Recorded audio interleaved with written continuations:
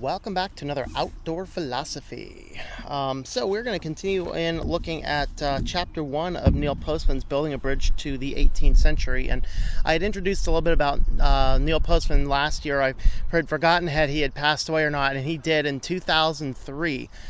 So he was an American professor. I went through and looked everything up.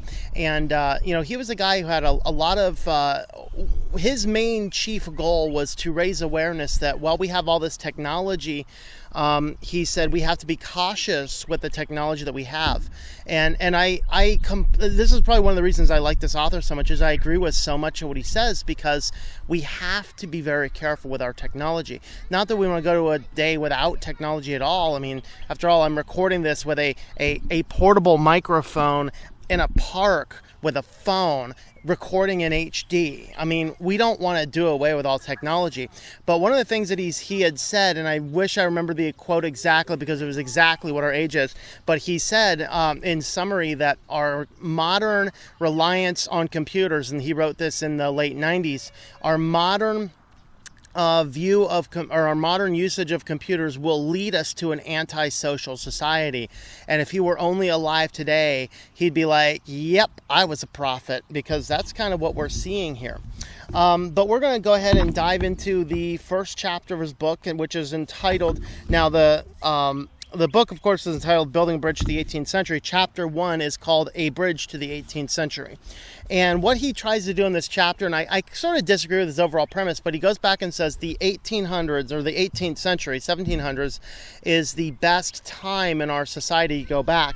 And he kind of tries to develop this as he goes through and examines a lot of different things. And one of the things that I like is he brings in a lot of other things. He talks about postmodernism a little bit, deconstructionism a little bit, which we'll get into those when he actually defines them a little bit more. He's going to define those types of things throughout. In fact, in the next chapter, he's going to kind of battle what is rationalism and all these other things. And so we're going to go ahead and look at this and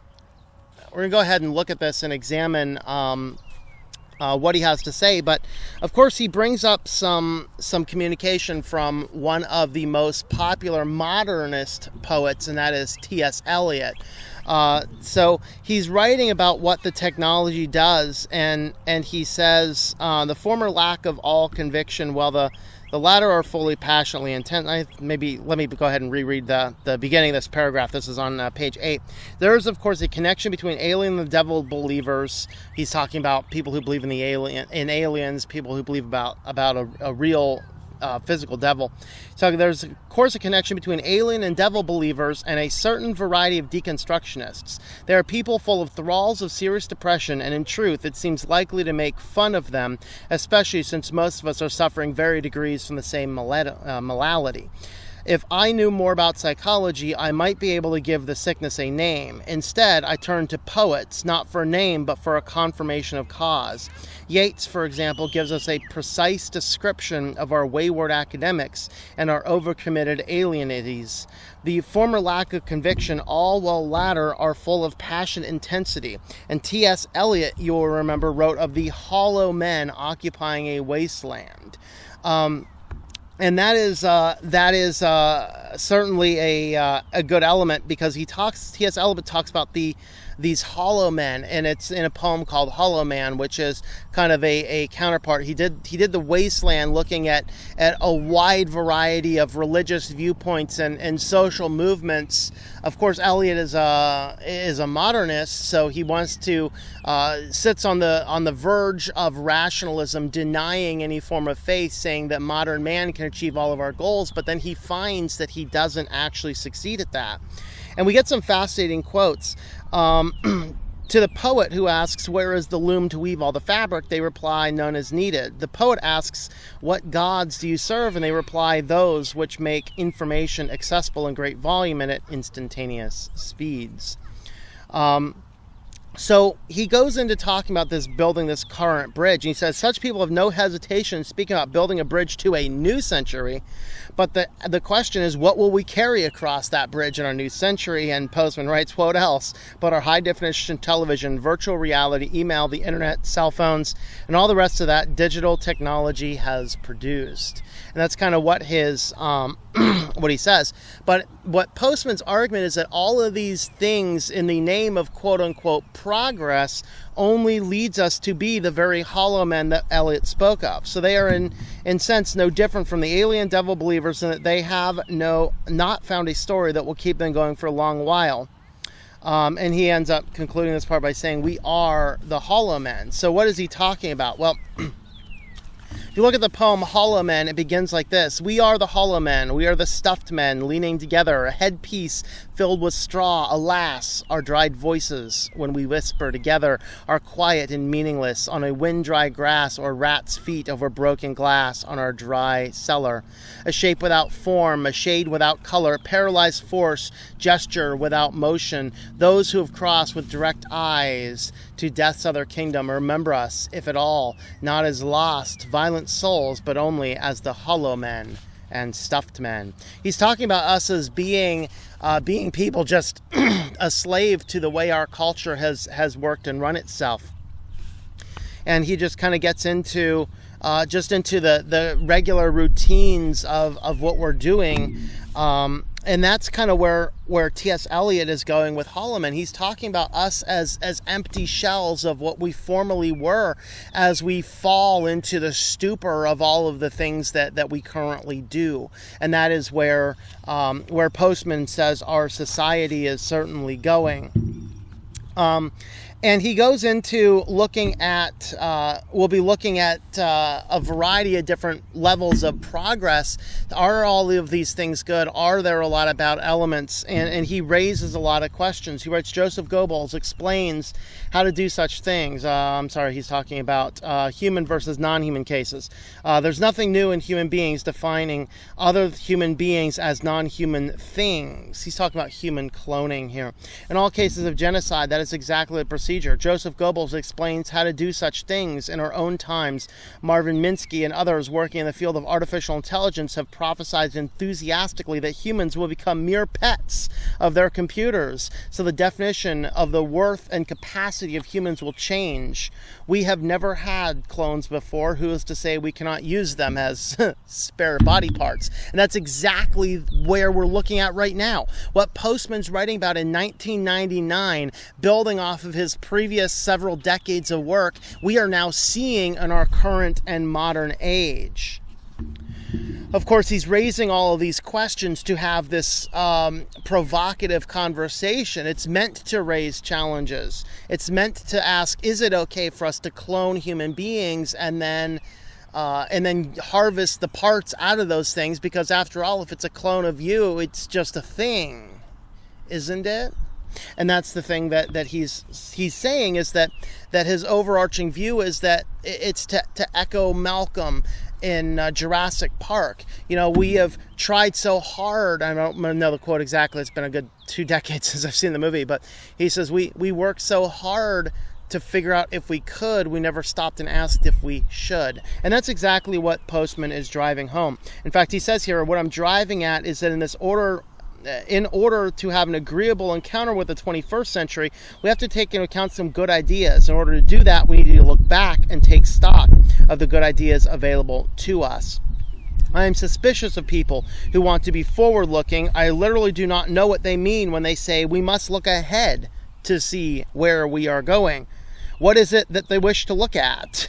Okay, and this is why he draws things to say we need to go back and look back at our life. Now, he goes in here and basically what he's going to do is he's going to look at various times throughout the history. I have several quotes pulled out here, but I'm not sure I want to go through and read them all. One I thought was most telling is if we are looking for good ideas, it may be revived, enhanced, appropriately modified. We could do worse than cast our eye on the 5th century, the time of the great Athenians. I know they are classic examples of dead white males. I guess some things never change. But we probably should pay some attention to them anyway.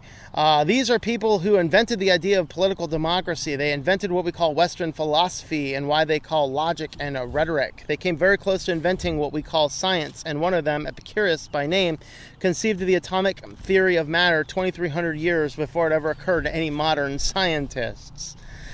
He looks at Plato. He looks at a variety of different groups, but he finally rests on the 18th century as the best place to go back and model. Now, again, I myself, as I said in the introduction, I do actually disagree with his overall premise in some aspects and respects. But let's go ahead and see some of the things he says. He concludes this particular section here by saying, "Let us not turn to the 18th century in order to copy the institutions she fashioned for herself, but in order that we may better understand what suits us. Let us look there for instruction rather than models. Let us adopt principles rather than details." In other words, we're not making a copy of everything. We're not abandoning all of the technology. We're not abandoning everything we have. We're going back and looking at the humanity of it.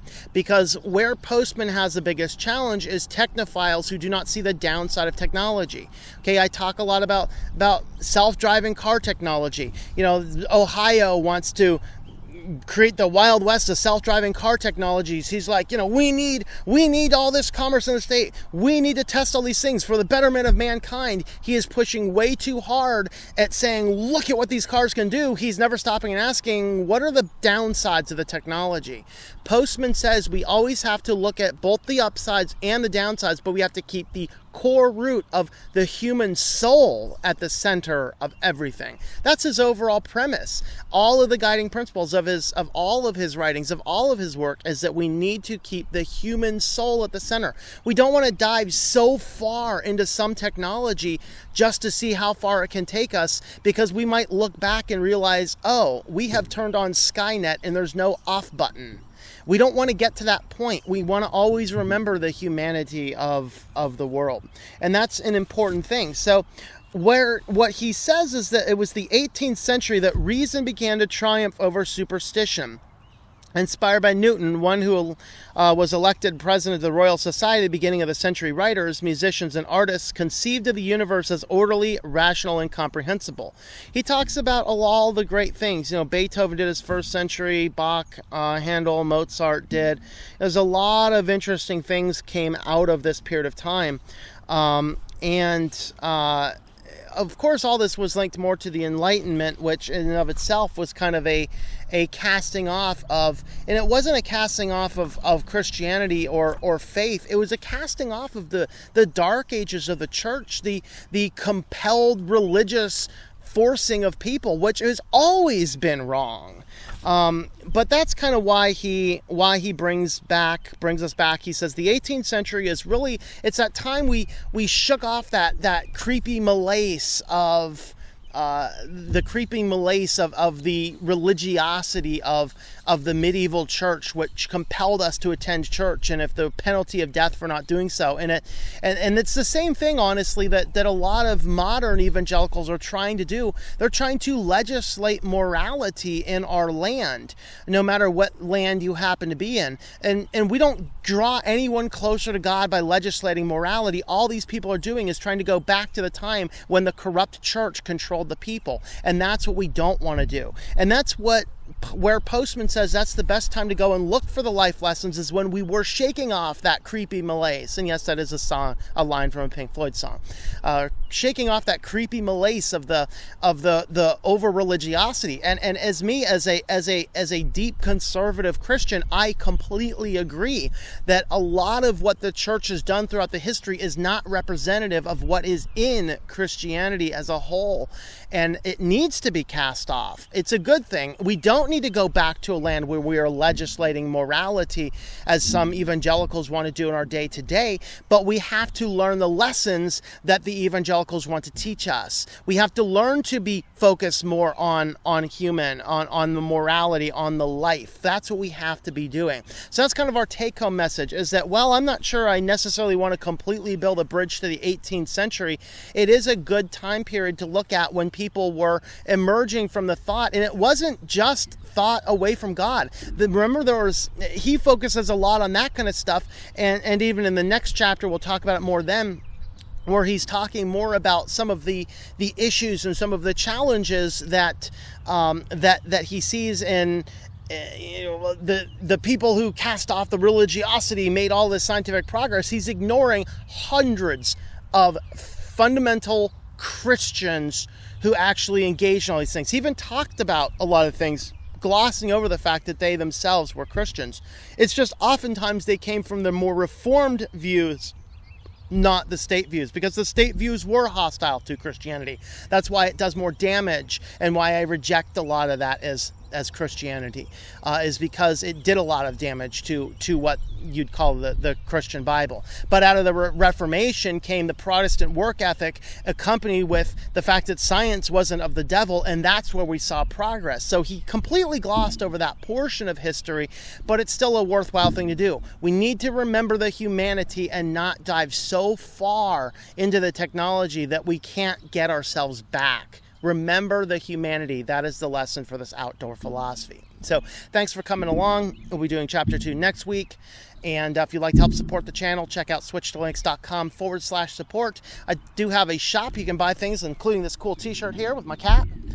And you can pick those up at shop.switchtolinux.com.